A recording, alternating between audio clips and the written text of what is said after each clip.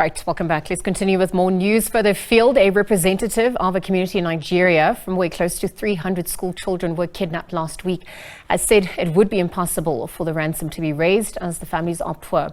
On Wednesday, the kidnappers phoned to demand hundreds of thousands of US dollars. So SABC News correspondent Ajeck Mangut joins us on live from Abuja, Nigeria with the latest. Ajeck, good afternoon. Perhaps as we speak, you could just give us the latest as to what's happening. It's 2 days later.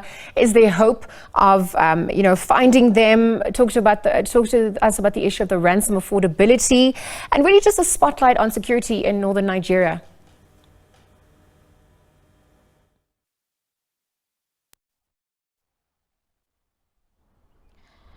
Well, authorities are in search for the missing children that were kidnapped from Kuriga in Kaduna State in northwest Nigeria.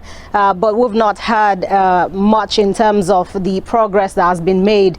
But the kidnappers have reached out to the parents to demand a ransom of 1 billion naira, which is an equivalent of over $600,000. And they're saying that they're threatening to kill the students if the parents or the government does not pay a ransom. But Nigeria's president has directed security personnel who are searching for these missing children to ensure that they rescue them without paying a dime, because in 2022 the government banned payment of ransom, even though parents whose kids have been abducted have had to pay a ransom to ensure that their children are being released. But right now parents are worried because of this threat, and they are calling on the government to ensure that they release these children safely and as soon as possible. But a military operation is ongoing to ensure that they are returned back to their parents. Ajeck, just quickly looking at the issue of who's claimed responsibility for the attack. What's coming to the fore on that front? Has a motive also been described? Ajeck, if you can hear me, just on the back of what you've updated us, the latest coming through, we're looking at the issue of ransom affordability. I mean, who has come forward to claim responsibility for that attack? Has a motive also been established? If I heard you correctly, you're asking who is responsible for this attack? Yes, absolutely. And really just the issue of security at large in the northwest region of Nigeria.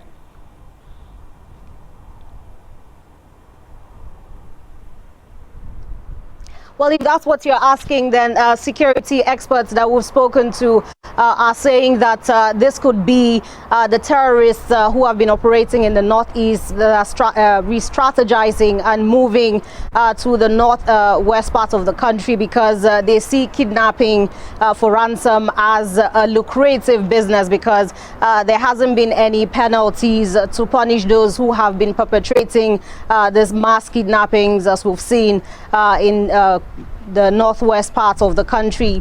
And also they are also blaming that on the current economic challenges, where a lot of people are living in poverty and millions are unemployed. And so they say that they are soft targets, or they are easy to be lured into this kidnapping business. And security experts have said also that most of these areas where the kidnappings take place are usually ungoverned, where they don't really have strong security presence in terms of police or military formations. And so they're warning that the government needs to ensure that we have more police presence in these places, or military presence, and also to address current economic challenges, so that it will be difficult for people to be lured into this act of kidnapping for ransom. And they're saying that unless that happens, we're likely to see more kidnappings for ransom take place, not just in the northwest, but spread to other parts of the country.